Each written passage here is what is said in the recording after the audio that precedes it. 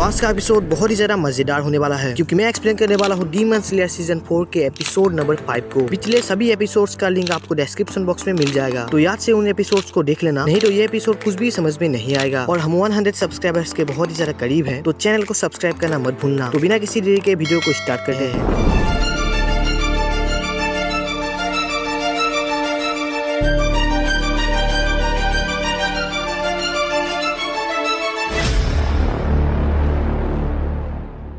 Episode की starting में हम देखते हैं तांजीरो मिचूरो की ट्रेनिंग पास करके मित्सुरी के घर पहुंच जाता है, जहां पर मित्सुरी तांजीरो को बहुत ही अच्छे से स्वागत करती है। मित्सुरी तांजीरो को अपनी हाथों से बनाए पैनकेक खिलाती है और ये पैनकेक बहुत ही टेस्टी होता है और तांजीरो इसके लिए मित्सुरी की बहुत तारीफ करता है। नेक्स्ट सीन में मित्सुरी तांजीरो को बेली डांसिंग का ड्रेस पहनने को बोलती है और हम देखते हैं कि जितने भी डीमन स्लेयर मित्सुरी के पास ट्रेनिंग कर रहे थे उन सभी ने बेली डांसिंग का ड्रेस पहना हुआ था और वो सभी डीमन स्लेयर्स बहुत शर्मा रहे थे, लेकिन तांजीरो अभी भी पूरे जोश में था। नेक्स्ट सीन में मित्सुरी सभी डीमन स्लेयर्स को बेली डांस करवाती है और ये डांस भी ट्रेनिंग का एक हिस्सा है। तभी मित्सुरी सभी डीमन स्लेयर्स को प्रॉपर स्ट्रेचिंग करने को बोलती है, लेकिन वो डीमन स्लेयर ठीक से नहीं कर पाते। तभी मित्सुरी एक डीमन स्लेयर की स्ट्रेचिंग में हेल्प करने को आती है और वो डीमन स्लेयर बड़ा खुश होता है। जब मित्सुरी इस डीमन स्लेयर की दोनों पैरों को स्ट्रेच करती है तो उस डीमन स्लेयर की जान निकल जाती है। ये देखकर सभी डीमन स्लेयर डर जाते हैं। फिर मित्सुरी तांजीरो को बुलाती है और वो ये सेम प्रोसेस तांजीरो के साथ भी करती है, जिसमें तांजीरो जोर जोर से चीखता है। अगले दिन तांजीरो मित्सुरी की ट्रेनिंग कंप्लीट करने के बाद ओबानाई के पास पहुंचता है, जहां पर ओबानाई तांजीरो का पहले से ही वेट कर रहा था। तभी तांजीरो ओबानाई का हालचाल पूछता है, लेकिन ओबानाई उसे टोक के कहता है, चुप रहो, अगर एक शब्द भी और बोला तो तुम मारे जाओगे। तांजीरो घबरा जाता है और उसे कुछ भी समझ में नहीं आता। तभी हमें पता चलता है तांजीरो के आने से पहले ओबानाई को मित्सुरी का एक लेटर मिला था, जहाँ पर मित्सुरी बताती है कि उसे तांजीरो के साथ ट्रेनिंग करने में बहुत मजा आया। तांजीरो बहुत ही अच्छा और मेहनती लड़का है और ऊपर से वो बहुत क्यूट भी है, जिसे सुनकर ओबानाई पूरा गुस्सा हो जाता है क्योंकि वो मित्सुरी को पसंद करता था और तांजीरो को मित्सुरी के साथ देखकर वो भड़क जाता है। तभी वापस से सीन प्रेजेंट में शिफ्ट होता है, जहाँ पर ओबानाई तांजीरो को बोलता है, मैं मित्सुरी की तरह रहमदिल नहीं हूँ, ये ट्रेनिंग बहुत ही ज्यादा हार्ड होने वाला है, तो अपनी कुर्सी की पेटी बांध लो। तभी ओबानाई तांजीरो को अपना ट्रेनिंग हॉल दिखाता है, जहाँ पर उसने पहले से ही बहुत सारे डीमन स्लेयर्स को बांध के रखा था। तभी ओबानाई बोलता है, तुम्हें इन सभी डीमन स्लेयर्स को बचाते हुए अपनी तलवार चलानी है और इससे तुम अपनी तलवारबाजी को इम्प्रूव कर सकते हो। तभी तांजीरो ओबानाई को कहता है, आखिर इन डीमन स्लेयर्स ने कौन सा जुर्म किया जो इन्हें ऐसी सजा मिल रही है। तभी ओबानाई गुस्से से कहता है, ये लोग कमजोर हैं, बहुत कमजोर, और यही इन लोगों की गलती है। इन लोगों ने मेरा टाइम वेस्ट किया जिसकी उन्हें सजा मिल रही है। ओबानाई की बातें सुनकर तांजीरो थोड़ा डर जाता है। तभी ओबानाई तांजीरो को एक लकड़ी की तलवार देता है और तांजीरो को ट्रेनिंग का डेमो दिखाता है कि कैसे उसे इन सभी डीमन स्लेयर्स को बचाते हुए उन लोगों के बीच में से कैसे तलवार निकालना है। अब तांजीरो की बारी है। तांजीरो को देखकर सभी डीमन स्लेयर्स की फट रही थी कि तांजीरो उसे तलवार से न मार दे। फिर तांजीरो पूरे ध्यान से उन डीमन स्लेयर्स के बीच में से तलवार निकालने लगता है, लेकिन तांजीरो बहुत ही ज्यादा स्लो था, जिसे देखकर ओबानाई गुस्सा हो जाता है और तांजीरो को उसके साथ लड़ने को बोलता है। फिर उन दोनों के बीच फाइट शुरू हो जाता है, लेकिन तांजीरो उन डीमन स्लेयर्स के बीच में से अपनी तलवार निकाल के ओबानाई के ऊपर अटैक नहीं कर पाता, जिसका फायदा उठाकर ओबानाई उसके ऊपर लगातार अटैक करते रहता है। तभी तांजीरो डर के मारे बोलता है, ये ट्रेनिंग तो बहुत ही ज्यादा हार्ड है, मैं इन डीमन स्लेयर्स को बचाते हुए ओबानाई के ऊपर अटैक नहीं कर पा रहा, मुझे इन डीमन स्लेयर्स की चिंता छोड़नी होगी। ओबानाई की स्वॉर्ड स्किल मुझसे बहुत बेहतर है और साथ में उसकी तलवार एक सांप की तरह इधर उधर मुड़ जा रही है। ओबानाई बार बार तांजीरो के ऊपर अटैक कर रहा था। तभी तांजीरो सोचता है, ओबानाई की तलवार एक सांप की तरह छोटे से भी छोटे गैप से निकल जा रही है, मैं जहाँ भी जाऊँ, जैसे भी अटैक करने को सोचूं, ये स्नेक स्वॉर्ड वहीं पर आके मुझे रोक लेती है और जब मुझे अटैक करने को मौका मिलता है मैं इन डीमन स्लेयर्स की वजह से अटैक नहीं कर पाता ताकि उन्हें चोट ना लग जाए। अब शाम हो गई थी और ट्रेनिंग भी खत्म हो चुका था, लेकिन तांजीरो अभी तक ट्रेनिंग कर रहा था ताकि वो ओबानाई के साथ अच्छे से फाइट कर पाए। नेक्स्ट सीन में हम देखते हैं सभी डीमन स्लेयर्स के शरीर में बहुत ही सारा घाव था और वो उन घावों को आराम देने के लिए हॉट स्प्रिंग में नहाने गए थे, लेकिन वो सभी डीमन स्लेयर्स नहाने से बहुत ही ज्यादा इतराते हैं क्योंकि पानी में भारी मात्रा में नमक मिलाया गया था। ये देखकर सभी डर जाते हैं, लेकिन वो हिम्मत करके पानी में डुबकी मारते हैं। जैसे ही नमक उनके घाव पर लगता है तो वो सभी डीमन स्लेयर्स डर के मारे चिल्लाने लगते हैं। अगले दिन तांजीरो फिर से ट्रेनिंग हॉल में पहुंच चुका था और ऐसे ही 2-3 दिन सभी डीमन स्लेयर्स सुबह होने पर मार खाते और रात को नमक के पानी में नहाते। इन लोगों लोगों को ये ट्रेनिंग नर्क जैसा लग रहा था। तांजीरो अभी तक ओबेनाई से लड़ने का तरीका नहीं ढूंढ पाता। अगले दिन तांजीरो सोचता है, अगर मैं ऐसे ही इन डीमन स्लेयर्स के बारे में सोचता रहा तो मैं ओबेनाई को कभी नहीं हरा पाऊंगा। तो मुझे इन डीमन स्लेयर्स पे ध्यान नहीं देना चाहिए। शायद मैं समझ रहा हूँ ये ट्रेनिंग कैसा है। ये ट्रेनिंग एक जंगल में लड़ने जैसा है। अगर लड़ाई के वक्त मेरी तलवार किसी पेड़ या पत्थर में अटक गई तो डीमन को मुझे मारने का मौका मिल जाएगा। तो मुझे पेड़ पौधों और पत्थरों से बच के लड़ना होगा। यहाँ पर पेड़ पौधे इन डीमन स्लेयर्स को दर्शाते हैं। इसके बाद तांजीरो अपने सामने एक जंगल को इमेजिन करता है और ओबेनाई के साथ लड़ने लगता है। धीरे धीरे तांजीरो ओबेनाई के अटैक्स को समझने लगता है और उन्हें डॉज करने लगता है। इन दोनों के बीच घमासान युद्ध होता है और तांजीरो ओबेनाई के अटैक से बचते हुए उसके ऊपर एक काउंटर अटैक भी करता है, जिससे ओबेनाई का कपड़ा थोड़ा सा फट जाता है, जिसे देखकर ओबेनाई तांजीरो से थोड़ा इम्प्रेस होता है और उसे ये ट्रेनिंग पास करवा देता है। तभी ओबेनाई जाते समय तांजीरो को बोलता है, तुम पास हो गए तो ये मत समझना कि तुमने मेरा दिल जीत लिया है। अगर अगली बार तू मित्सुरी के सामने भी दिखा तो मैं तुझे वही काट डालूंगा। जिसे सुनकर तांजीरो घबरा जाता है और इसके बाद तांजीरो अगले हाशिरा के पास ट्रेनिंग करने के लिए निकल जाता है और अगला हाशिरा विंड हाशिरा सानेमी होता है। तांजीरो सानेमी के पास जा रहा होता है, तभी उसके सामने अचानक से जेनित्सु आ जाता है, जो तांजीरो को उससे बचाने के लिए रिक्वेस्ट करता है और बोलता है, भाई तांजीरो मुझे बचा ले यार, ये सानेमी इंसान नहीं शैतान है शैतान। ये ट्रेनिंग इतना ज्यादा हार्ड है कि मैं ठीक से चल भी नहीं सकता। मैं यहाँ तक रेंगते हुए आया हूँ, प्लीज मुझे बचा ले यार तांजीरो। तभी सानेमी वहाँ पर आ जाता है और जेनित्सु को बोलता है, चुपचाप मेरे साथ ट्रेनिंग में वापस चल, नहीं तो यहीं पर मेरे हाथों मारा जा। जिसे सुनकर जेनित्सु और ज्यादा घबरा जाता है और भागने की कोशिश करता है, लेकिन सानेमी उसे एक पंच में बेहोश कर देता है और तांजीरो को उसे उठाकर ट्रेनिंग में वापस ले आने को बोलता है। तभी तांजीरो सानेमी को बोलता है, आपका बहुत शुक्रिया, मैं आपके साथ ट्रेनिंग करने के लिए बहुत ही ज्यादा एक्साइटेड हूँ। तभी सानेमी बोलता है, मैं अपने मन से किसी को ट्रेनिंग नहीं करवाता, ये तो मास्टर का ऑर्डर है, नहीं तो मैं तुम जैसे कमजोरों को मुंह भी नहीं लगाता। जिस पे तांजीरो बोलता है, बिल्कुल सही बात है, मैं भी तुम जैसे से ट्रेनिंग करने के लिए बहुत एक्साइटेड हूँ और मैं अब तक भूला नहीं हूँ कि तुमने मेरी बहन नेजुको को चोट पहुँचाई थी। ये सुनकर सानेमी हैरान हो जाता है। अगले दिन सानेमी की ट्रेनिंग स्टार्ट हो चुका था। सानेमी की ट्रेनिंग बहुत ही ज्यादा हार्ड होता है। सभी डीमन स्लेयर सानेमी के ऊपर अपनी पूरी ताकत से अटैक करता है, लेकिन सानेमी उन सभी डीमन स्लेयर्स को हवा में उछाल उछाल के पीटता है। तभी तांजीरो सानेमी की ट्रेनिंग देख के सोचता है, सानेमी से तो ओबेनाई थोड़ा रहमदिल था, कम से कम वो ट्रेनिंग के बीच थोड़ा ब्रेक तो देता था। अगर जेनित्सु को होश आया तो वो मुझे ही दोषने लगेगा, क्योंकि समय रहते मैंने उसे नहीं भगाया और वो वापस से इस नर्क में फंस गया। और ऊपर से ये सानेमी मुझ पर जानबूझकर अपना पूरा गुस्सा निकाल रहा है। मुझे ट्रेनिंग के दौरान अपनी सावधानी बरतनी होगी, नहीं तो मैं बहुत घायल हो सकता हूँ। तांजीरो सानेमी से कोटा खा के जैसे तैसे ट्रेनिंग का पहला दिन पार कर लेता है। नेक्स्ट सीन में तांजीरो अपने रूम में जा रहा होता है। तभी तांजीरो को गेन्या की आवाज सुनाई देता है और वो उस आवाज का पीछा करने लगता है। तभी वो गेन्या और सानेमी को देखता है। तभी हम देखते हैं कि गेन्या अपने बड़े भाई सानेमी से बात करने की कोशिश करता है, लेकिन सानेमी गेन्या से बात करना नहीं चाहता। तभी सानेमी बोलता है, चुप रहो, मेरा कोई छोटा भाई नहीं है और अगर तुमने मुझे फिर से बड़े भाई पुकारा तो मैं तुम्हें अपने हाथों से मार डालूंगा और मेरा पीछा करना बंद करो। और जहाँ तक मैंने तुम्हें देखा, तुम्हारे अंदर कोई भी टैलेंट नहीं है, तुम तो एक ब्रीडिंग भी नहीं कर सकते, तो तुम्हारे लिए अच्छा यही होगा कि तुम डीमन स्लेयर कॉर्प्स से हट जाओ। जो बंदा एक भी ब्रीडिंग नहीं कर सकता उसे अपने आप को डीमन स्लेयर कहने का हक ही नहीं है। तभी गेन्या बोलता है, भैया आप मेरी बात तो सुनो, मैं आपसे माफी मांगना चाहता हूँ। मैंने आपको ढूंढने के लिए बहुत मेहनत किया, मैंने यहाँ तक पहुँचने के लिए डीमंस को भी खाया। तभी सानेमी गुस्सा हो जाता है और कहता है, क्या कहा तुमने डीमंस को खाया? तभी सानेमी के बॉडी से बहुत ही ज्यादा ऑरा निकलने लगता है, जिसे महसूस करके सानेमी और गेन्या भी डर जाते हैं। तभी सानेमी अचानक से गेन्या की आंखों पे अटैक कर देता है, लेकिन तभी तांजीरो आके गेन्या को बचा लेता है और वो दोनों कमरे के बाहर आके गिरते हैं, जहाँ पर जेनित्सु और बाकी हाशिरास भी बैठे हुए थे। तभी जेनित्सु डर के कहता है, लगता है ये पत्थर दिल शैतान दानव वापस आ चुका है, सभी लोग बेहोश होने का नाटक करो। और जेनित्सु और सभी डीमन स्लेयर्स बेहोश होने का नाटक करने लगते हैं। तभी जेनित्सु तांजीरो को देखता है। तभी वो अपने मन में ही बोलता है, अरे ये तो तांजीरो है, ये यहाँ क्या कर रहा है? तभी सानेमी गुस्से से घर के बाहर निकल आता है। तभी जेनित्सु घबरा के बोलता है, ये शैतान फिर से आ गया? ट्रेनिंग में इसने जो हमें धोया, इससे उसके मन को शांति नहीं मिली क्या, जो फिर से हमें धोने को आ गया? तभी तांजीरो कहता है, तुम पागल तो नहीं हो गए? ये तुम क्या कर रहे हो? क्या तुम गेन्या को मारना चाहते हो? तभी सानेमी बोलता है, मारना तो इसे मैं अभी चाहता हूँ, लेकिन ये डीमन स्लेयर्स कॉर्प्स के नियम के खिलाफ है। लेकिन मैं इसे इतना ढोऊंगा कि वो जिंदगी भर अपने पैरों पर खड़ा भी नहीं हो पाएगा। लेकिन अगर ये डीमन स्लेयर्स कॉर्प्स को छोड़ के चला जाए तो मैं इसे छोड़ दूंगा। तभी तांजीरो बोलता है, तुम्हें ये बोलने का कोई हक नहीं कि ये डीमन स्लेयर बनेगा या यहाँ से भाग के चला जाएगा। डीमन स्लेयर बनने का रास्ता इसने खुद अपनाया था, तुम्हारे कहने पर नहीं, तो तुम इसे यहाँ से जाने के लिए मजबूर नहीं कर सकते। तुम्ही ने तो कहा था ना कि ये तुम्हारा भाई नहीं, तो तुम्हें इसे ऑर्डर देने का कोई हक नहीं। तो इसके मामले में तुम अपनी टांग मत अड़ाओ, चाहे इसके पास कोई टैलेंट हो या ना हो, लेकिन फिर भी ये अपनी जिंदगी को दांव में रखते हुए डीमन से लड़ रहा है। अगर उस दिन हमारे साथ गेन्या नहीं होता तो मैं कब का मर चुका होता और हम अपर रैंक डीमन को कभी नहीं हरा पाते। चाहते। तभी सानेमी बोलता है तो ठीक है, मैं जो हालत गेन्या की करने वाला था, क्यों ना वो हालत पहले तुम्हारी करूं। तभी सानेमी तांजीरो के ऊपर एक जोरदार पंच मारता है, लेकिन तांजीरो अपने हाथों से उस पंच को रोक लेता है, जिसे देखकर सानेमी भी हैरान हो जाता है और तांजीरो सानेमी को एक जोरदार किक मारता है, जिसे देखकर सभी डीमन स्लेयर शॉक में पड़ जाते हैं। तभी तांजीरो जेनित्सु को गेन्या को वहाँ से भगा ले जाने को बोलता है। तभी जेनित्सु बोलता है, क्या तुम पागल हो गए हो? इस तरह से चिल्ला के कौन बोलता है? तुम मुझे एक सिग्नल भी तो दे सकते थे, क्या तुम मुझे मरवाना चाहते हो? तभी सानेमी तांजीरो को एक किक मारता है, लेकिन तांजीरो उसे डॉज कर लेता है। यह किक इतना दमदार था, अगर तांजीरो एक सेकंड के लिए भी लेट हो जाता तो शायद तांजीरो लड़ने के लायक नहीं होता। तभी सानेमी कहता है, तो तुम मेरे हाथ ही मारना चाहते हो तांजीरो, तो मैं तुम्हारी एक ख्वाहिश पूरी कर देता हूँ। तभी गेन्या बोलता है, रुक जाओ बड़े भाई, तांजीरो को इन सब से कोई मतलब नहीं, तो प्लीज उसे जाने दो। तभी जेनित्सु गेन्या को वहाँ से भागा के दूर ले जाने लगता है। तभी जेनित्सु बोलता है, मुझे तो यकीन नहीं हो रहा, वो शैतान दानव पागल कहीं का तुम्हारा भाई है, मुझे तो तुम पर दया आ रहा है। तभी गेन्या गुस्सा हो जाता है और जेनित्सु के मुंह पे एक पंच मारता है, मेरे भाई के बारे में और एक शब्द भी नहीं बोलना। और तभी हम देखते हैं सानेमी तांजीरो को बहुत ही बुरी तरीके से पीट रहा था, जिसे देखकर सभी डीमन स्लेयर सानेमी को रोकने के लिए कूद पड़ते हैं और ये लड़ाई शाम तक ऐसे ही चलती रहती है। और तभी हमें पता चलता है इस फाइट की वजह से तांजीरो और सानेमी की ट्रेनिंग कैंसिल कर दी गई और तांजीरो को अगले हाशिरा के पास ट्रेनिंग करने के लिए भेज दिया गया। अगले दिन वो दोनों ट्रेनिंग के लिए निकल जाते हैं। तभी उन दोनों को एक झरना दिखता है, जहाँ पर कुछ डीमन स्लेयर्स ट्रेनिंग कर रहे थे और वहाँ पर इनोसुके भी होता है। तभी स्टोन हाशिरा कहते हैं, अगर तुम लोग अपने इमोशन को कंट्रोल करना सीख जाओ तो तुम्हें आग भी ठंडी लगने लगेगी। तुम दोनों को मेरे ट्रेनिंग हॉल में स्वागत है।